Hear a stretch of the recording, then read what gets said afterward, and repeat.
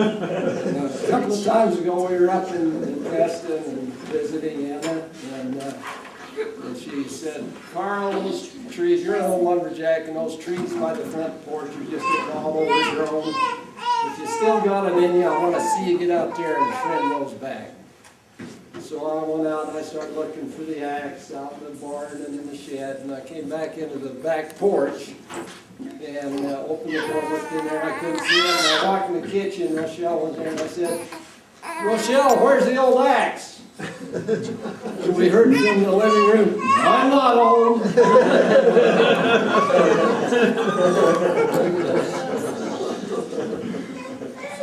Well, but she's always loved me. I'll never forget how she welcomed me into the family. I always felt so welcome. She always made me feel like she was delighted to have me. In fact, I overheard her when I was dating Rochelle, and things were getting pretty serious. She says, "If you marry that guy, I'll be delighted to be his mother-in-law." She's really been a model mother-in-law. I tell all the people that I meet, when they're complaining about mother-in-laws and everything, I tell them, "Boy, I'm so lucky, I've got a model mother-in-law." And they say, "Well, why don't you tell me about that?" I said, "Well, it's very simple. She's the perfect model for every mother-in-law joke you ever heard."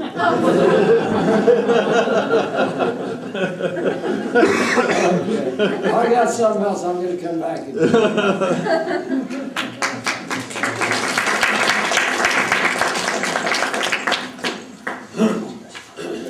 I got my attention getter up here. Bryson, you want to come up here for a second? What you and Grandpa going to do tomorrow? We gonna go fishing? Here's my fishing partner tomorrow.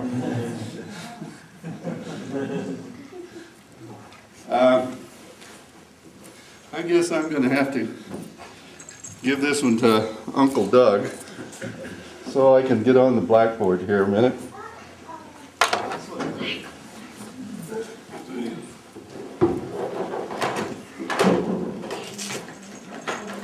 If we draw a line across here, and about right here, I'm going to put, what's Grandma's birthday? What year? Who can help me? 1914. And of course over here is 2004, right? And I'm going to put a line right here, and this line represents when the waters was parted and dry ground appeared. And so we had dirt right here. Now my kids say that it happened about right here in 1944 when I was born, but they're wrong. It happened just, just a little bit before Mother's born, right? Almost as old as Spirit.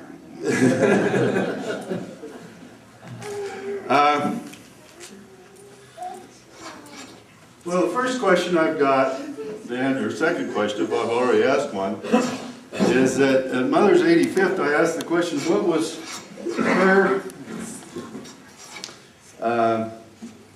parents' brand? Wine glass bars. Wine glass bars. Everybody got that now? Okay, good. Now,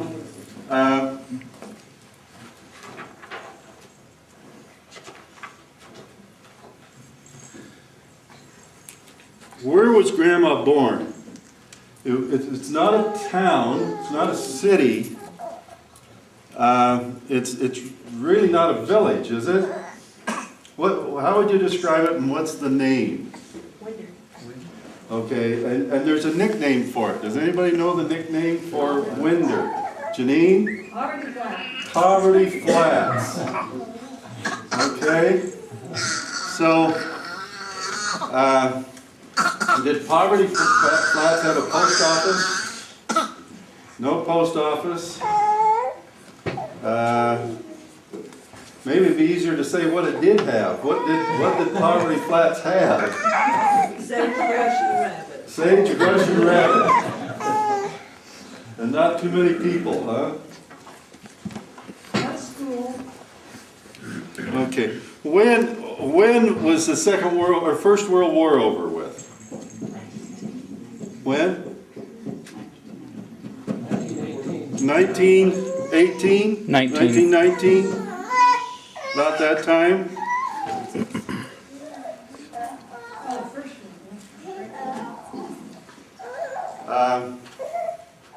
I was talking to Mother the other day, and she remembers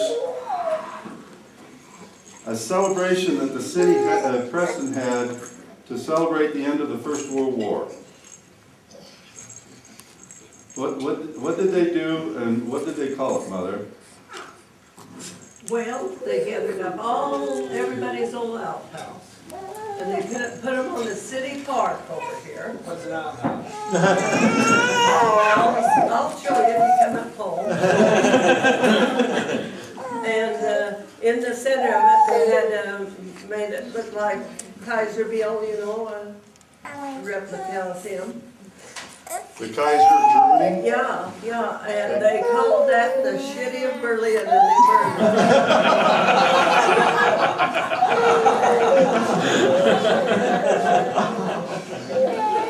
No. You can't. No, don't explain it. Plug your ears on some of this. You know, you guys have got to help me figure out, is this the kind of story like Grandpa Swainston used to tell that was pulling our leg, or is this real? Real. It's real, okay. Now, when do you think, when Mother was born in 1914,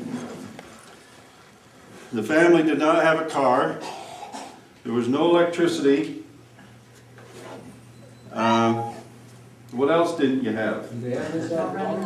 No running water. We just ran outside and got it. You had to pump it with the well, right? Oh, Pump on the well. No cell phones. No cell phones, no microwaves. No telephones. When do you think Grandma's family, how old was Grandma when the family got their first car? You have some guesses? No guess. Mom, how old was you when you got the first well, car? I guess about 8. 8 years old. And what kind of car was it? Oh, it's an old open-air Chevy. No top. Well, it had a little top on it, but no glass on the sides. It was just some curtains that you could. So they'd Back flap in the on. breeze as you go down the road. Minus 3. Okay. No. So wasn't that kind of cold in the wintertime? Oh, it was put away for the winter. One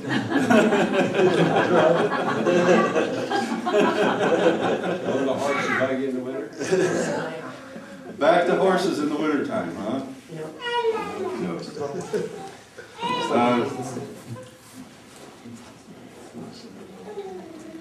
Now, when you went to school, and you had a car when you was 8 years old, did your mom just jump in the car and drive you off to school? Mother never drove the car. One day she tried, and when she was coming home and went to turn into our lane, I said, "Mother, you're going to run into that tree? Mama, you're going to run into that tree?" And Mother ran into the tree. To finish the story, didn't you have to kind of clean up so Grandpa was... That was another story that Diva could tell. Okay. So, how did you get to school then, if your mother didn't take you to school? We got any guesses how? Uphill both ways. Shank's phone.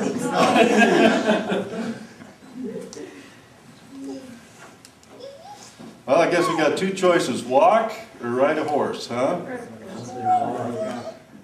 How'd you get to school, Mom? We walked or rode a horse. Now, if you rode the horse, what did you do with the horse all day?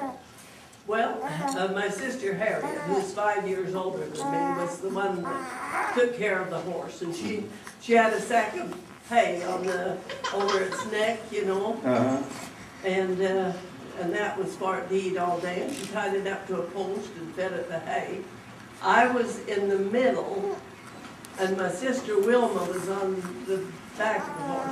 I couldn't fall off because they had me tied in between them. So this is a 3-person horse. Yeah. She couldn't hold the tail up over her shoulders all day long, and Harriet could hold on to the mane. Now here's another question for you. How old was Grandma when she first got electricity in her house? I want to hear some suggestions. 75. No, 75. You got it before that. Now this, you're talking about my dad and mother. Well, when was the first time that you could walk in your house and flip a switch and there would be a light bulb go on? After I got married. Oh, so you was, how soon after you got married? Oh, just right then. Or was it? So there was electricity, so Dad saved you Yeah. from a life of poverty. Of course, we only had 2 rooms in the house that was finished. All the rest of it was just wide open spaces. Did you have indoor plumbing in this house that Dad saved you to? Oh, no. He didn't save you very good then, did he? No. Oh, but he made a nice outhouse. Yeah, well, tell us about the outhouse then, if you didn't have indoor plumbing. Oh, I don't remember if he had me sit on this board and prescribe the hole. I can't remember that. But he didn't have a keyhole saw, but he had a bracing bit and he bored holes all around that hole. Then he took the hammer and knocked it out. And, you know, it was kind of rough. So he took a file and tried to file it. But we were the only people around that had a scallop toilet. But that's an impression. Yeah.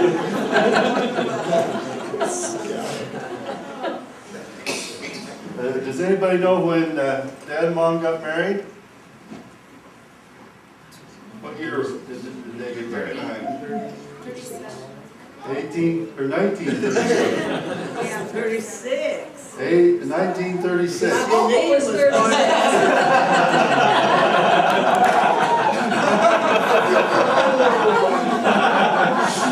Good little humor we didn't plan on here.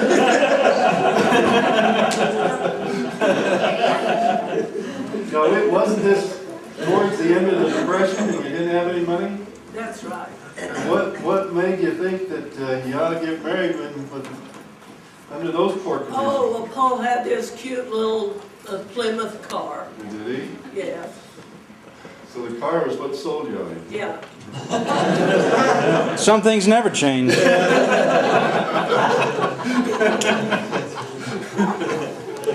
Well, if you brought that up, you got to bring up that evening. Yes. There was a tradition back then called chivalry. Can somebody tell us does everybody know what chivalry was? David? I think, isn't that when they serenade the groom and the bride? Worse. Serenade is a real gentle, kind word for it. Okay. They try to separate and harass them, huh? Okay. Remember? Amazing. Wedding hazing. Okay. Well, Mother and Dad heard that their friends were going to chivalry them. And does anybody know what they did to try to They hid in the barn. fool their friends? They hid in a barn, snooped up in a loft. What'd you do, Mom? Well, my sister and her husband lived right next to to Paul's parents. And they had a haystack And it was built up, oh, I imagined about 15 feet high, but it was flat on the top. So we took a ladder and we climbed up on that and took a few quilts up there with us. And that's where we, You pulled the ladder up on the top with yeah, you? we didn't want them coming up the ladder.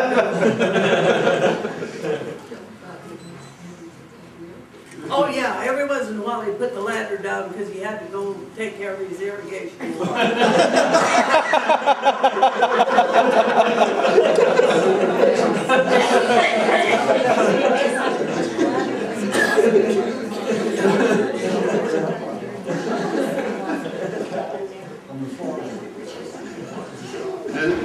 Can anybody tell me what musical instruments did Oh, that was, Grandma learn to play?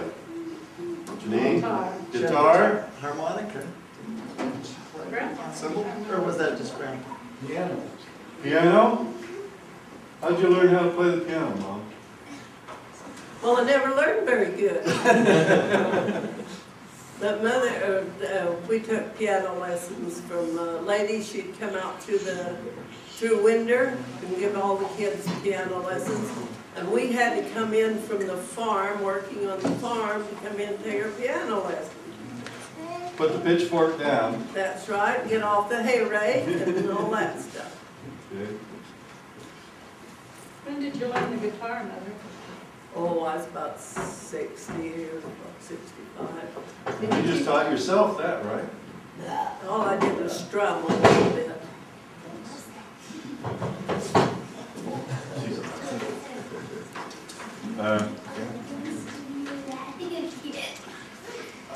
Mother, over your kitchen window, there's a rose. Ceramic rose over your window. Yeah, How long has that been there? up on the ceiling. Yeah, Or by up the on ceiling. by the ceiling. Oh, I guess ever since we moved up there,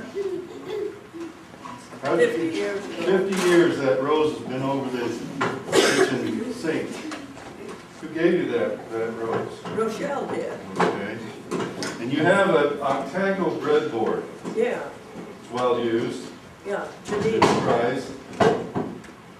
You sure? Janine made it up. Did you make that, I Janine? don't remember. I'm not that Michelle? old anyway. Michelle made that. Well, I think they each made one. Two for all.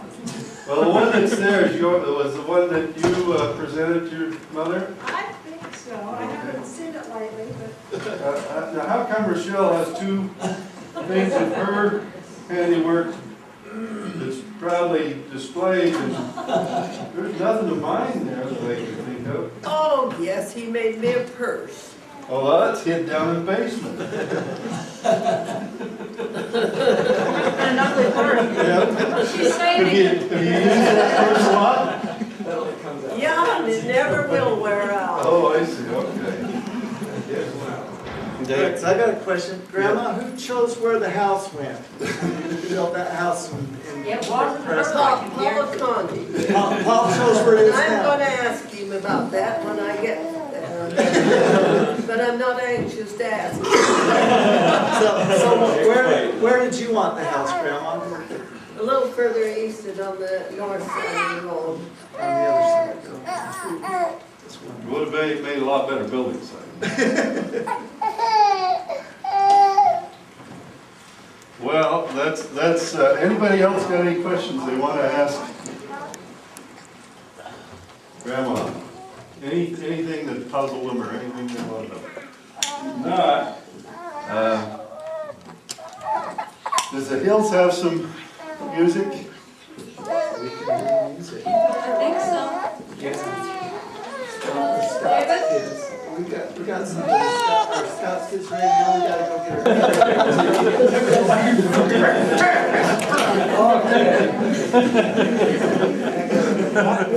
Back on the farm, they couldn't just leave Winder or even later when she was married to their own family, they couldn't just run over to the store and get some candy. They had to make their own candy. They always had a big sack of sugar. They get even 50-pound bags.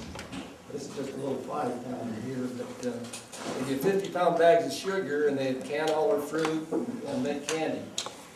Y'all know what fudge is, right? How many knows what divinity is?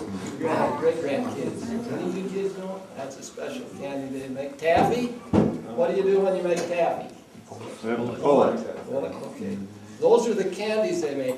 But out on the Swainston farm, they had a special.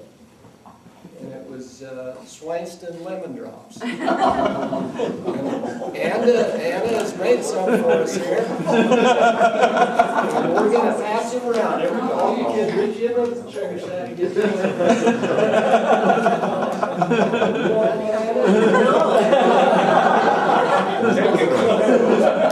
We'll just pass them around. Breathe, pop them in your mouth.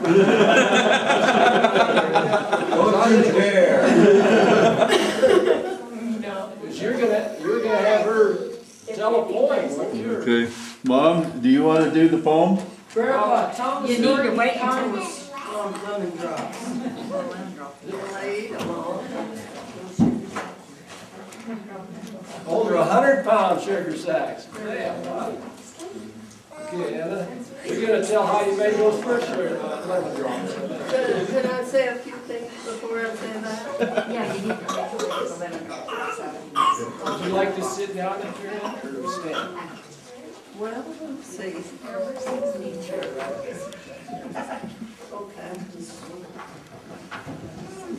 Before I do my rendition,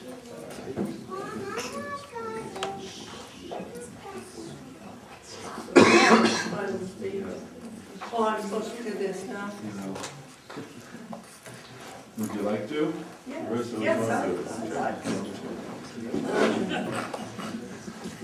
well, as Rex has told you, that we didn't have many facilities out on the farm, and so you will understand what this is as I tell my poem. I call it the Chamber of Potterless. It was early in the morning on a bright summer day. There were cows to be milked and work in the hay.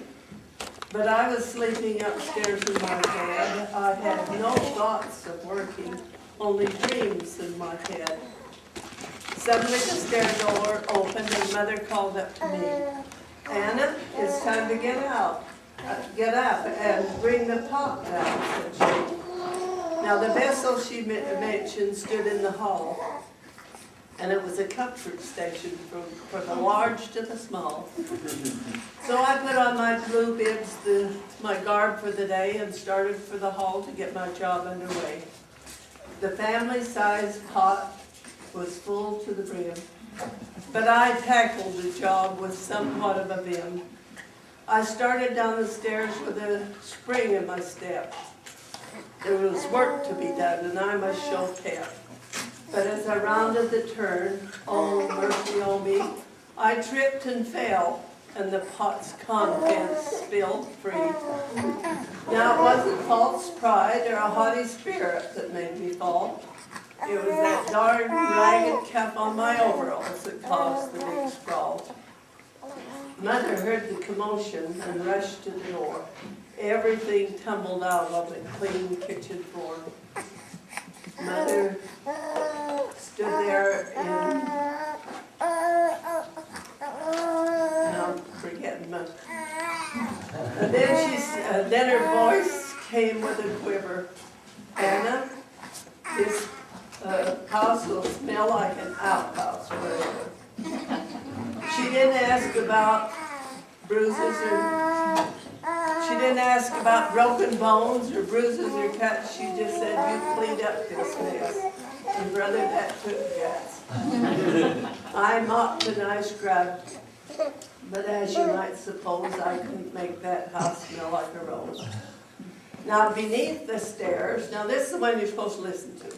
Now beneath the stairs in the cellar, there stood a large sack of white sugar to make things taste good. That fall, the sack was opened, and to our surprise, some tiny little yellow lamps greeted our eyes. Now those little yellow lamps in the sack at the top were the right size and color, but they weren't lemon drops. I suppose you wonder what became of the pot that rolled down the stairs and looked a bit shot.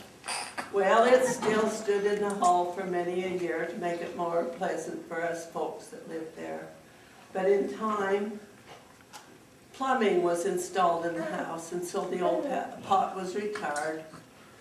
Its deserved rest to a spouse.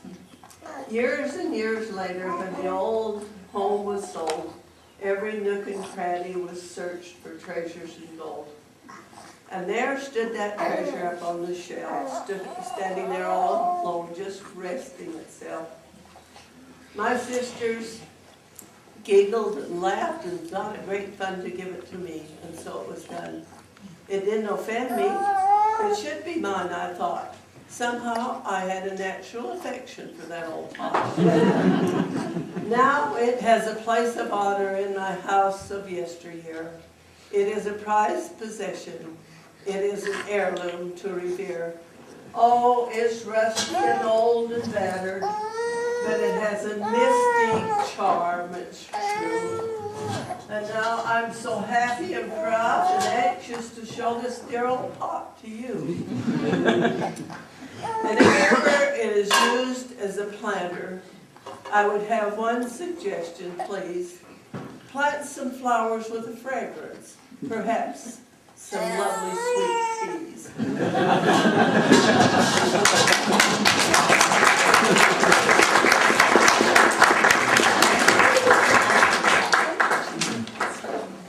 I think Kurt's got a piano solo for us now.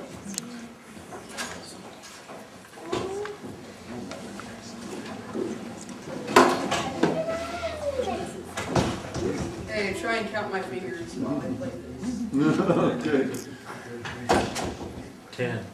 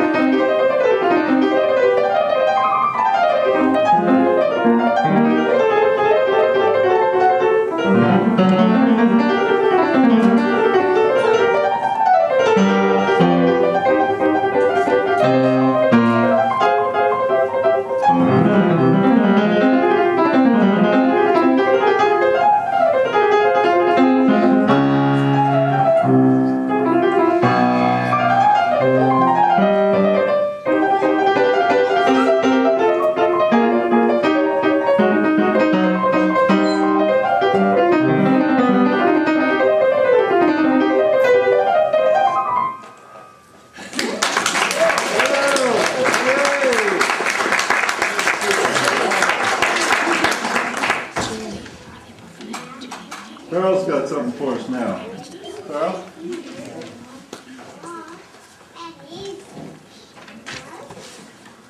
Well, Anna gave me something yesterday, and No, you took it away from me.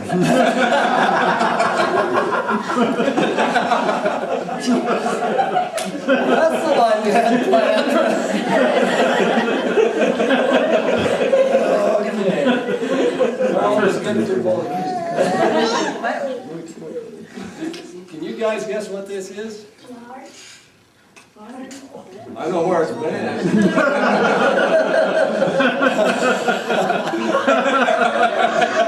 Is it eyeglasses? Good guess. What is it, Janine? Well, that's called a stint. A stint. Okay, well that was the rumor that, I mean, you can, looks like Ben Franklin's glass. That's what this is. And I was so curious when they told me, you know, she had her operation and the stint, well, In my bile duct. put it this way, she said she was going down to Beverly's and Ken's for a stint.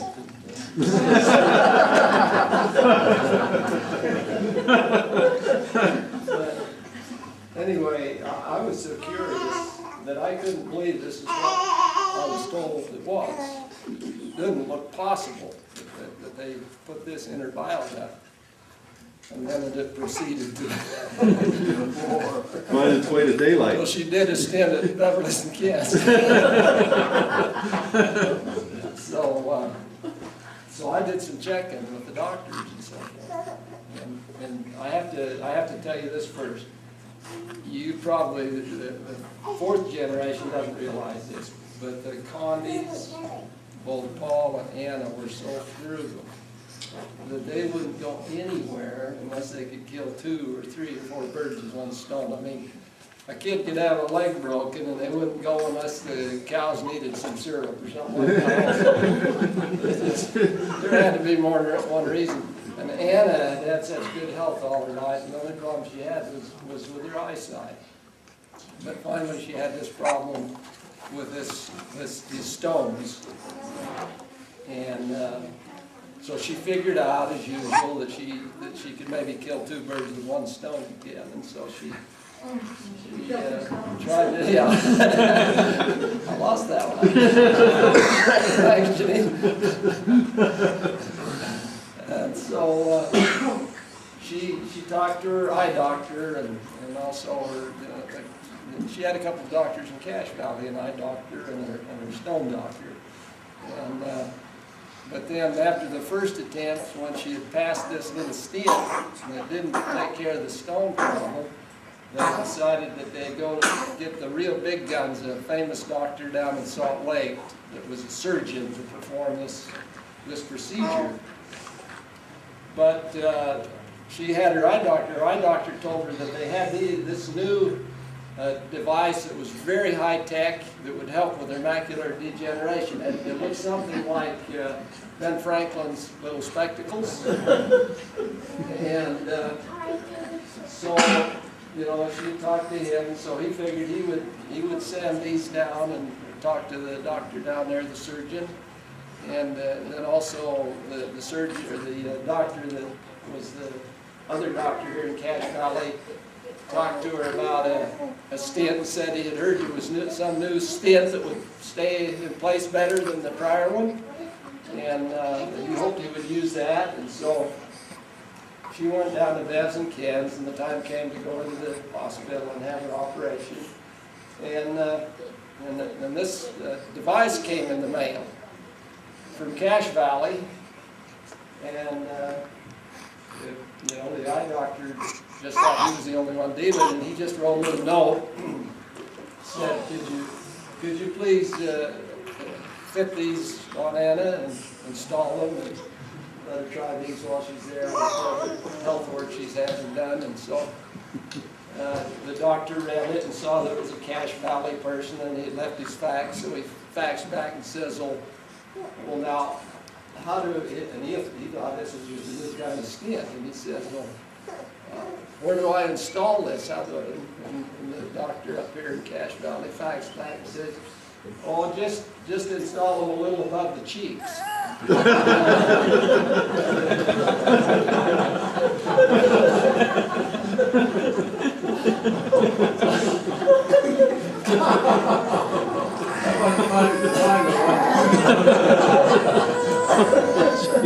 So the surgeon proceeded, and the procedure, she survived the procedure, and back to Ken's and Bev's, and you all know the rest of the story.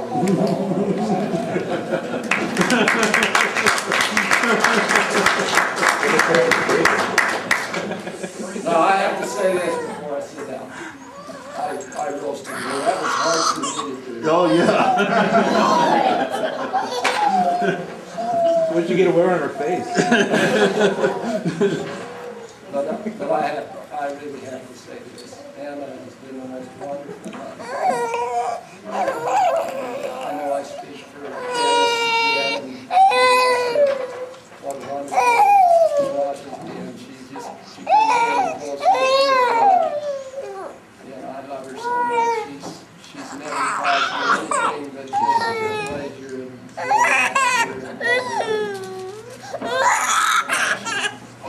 I can tell you this, Anna, that if the Lord gave me the pick of everyone, it would be you. Well, thank you.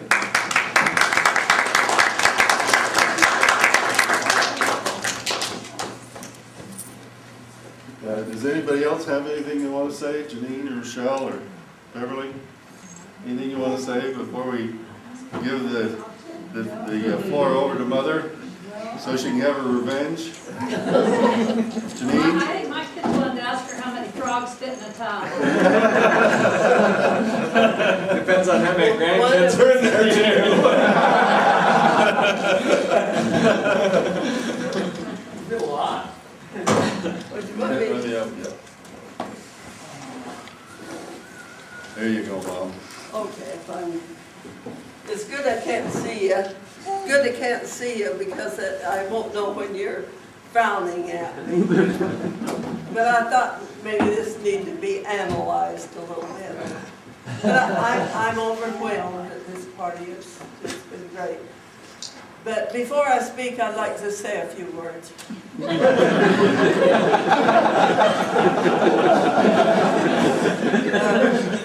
These two old roasters, Rex and Carl, one with his hair buzzed and the other with his molting.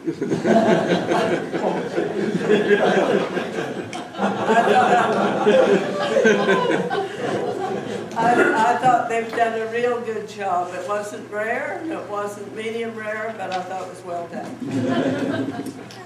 Well, anyway, I'll tell you a little joke about it. Of course, this isn't the truth. But Rex died and went to heaven. And when he got up there, he was so lonely that the Lord decided to give him a wife. So he gave him a wife, and she was a good woman, but oh, she was homely. She was right down ugly. And Rex felt so bad about it. He went around with his head dug low, and finally he approached the Lord and he said, "Why did you give me such an ugly wife?" And the Lord said, "Well, you didn't pay your tithing when you were down on earth." So he did the best he could, and pretty soon he noticed that Carl was up there too. And old Carl, he was just strutting around like a peacock. He had this beautiful wife. She was a beauty queen. And so Rex approached the Lord again and said, "Why did Carl get such a beautiful wife?" And the Lord said, "Well, you see, she didn't pay her tithing."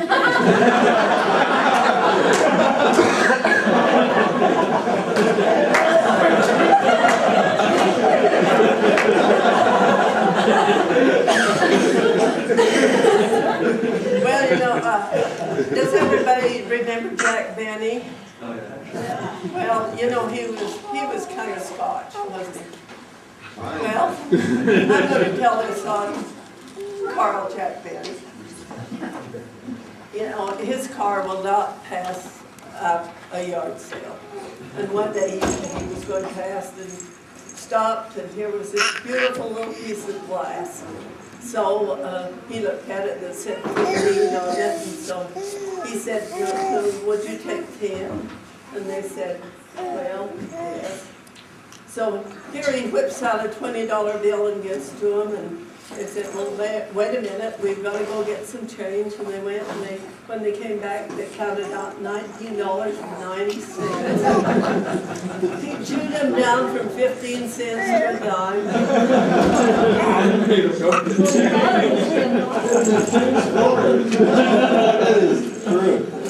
Well, then I'll have to tell you about Ray. When their kids were little, when they came to Idaho, they used to like to start in the evenings because then the kids would go to sleep and it was a little easier traveling. And so this day they started out and Rex's foot got kind of heavy and the cop stopped him and Rex kind of talked the cop out of giving him a ticket, but he did give you a ticket, didn't he, Rex? No, I don't remember. Well, anyway, Rex told him how he was going up to Idaho to see his sick mother or something, and talked him out of it. So they drove on, and the kids went to sleep, and by, his foot got heavy again, and the cop stopped him. And just about the time Rex was trying to talk the cop out of giving him a ticket, Suzanne woke up. She looked out and saw the cop and she said, "Dad, are you getting another ticket?"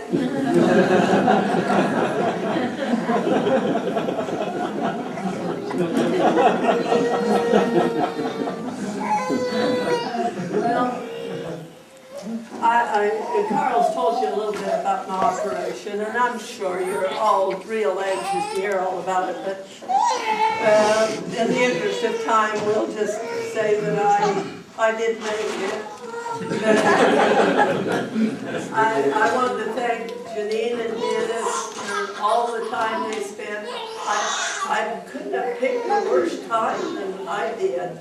It was January and February, terrible weather, and they made many trips from Preston to Salt Lake and get me back and forth to the doctor. I didn't really want to go, but they made me. And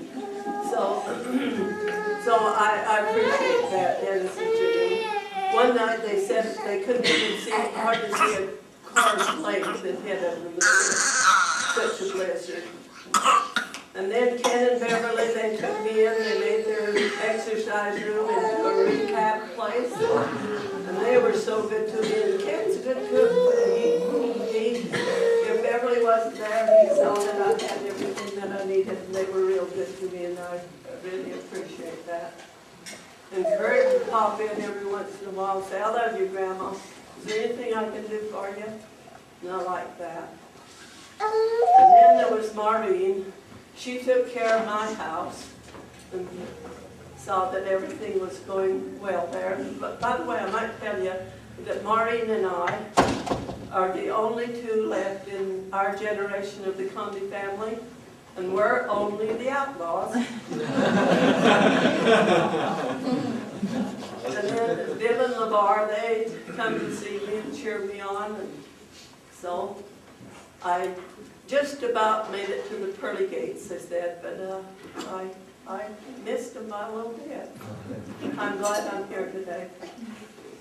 Well, now I have spoken, I'd like to make a few remarks.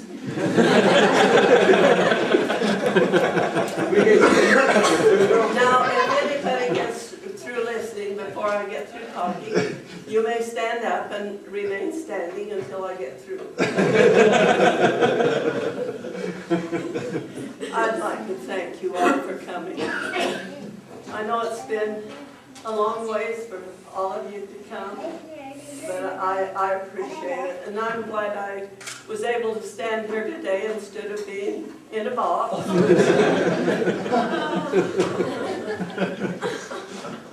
And you're all so dear to me, and those that have come into the family are just as dear as the ones that my biological ones too. So I appreciate you all, and the fact that we can all be here together today has just been wonderful, and the talent that has been displayed, I really appreciate that. And for my last 3 words, I would like to say in 2 languages, and I'll do them simultaneously. The first language, the one language is for all of you, and the one language will be for Bob. Will Bob stand up, please? I love you. Do it again. Do it again. Mother. I don't think he's signed. Bob? Oh, he's over. He's on your right side. Well, my voice is for everybody. This is for Bob. I love you.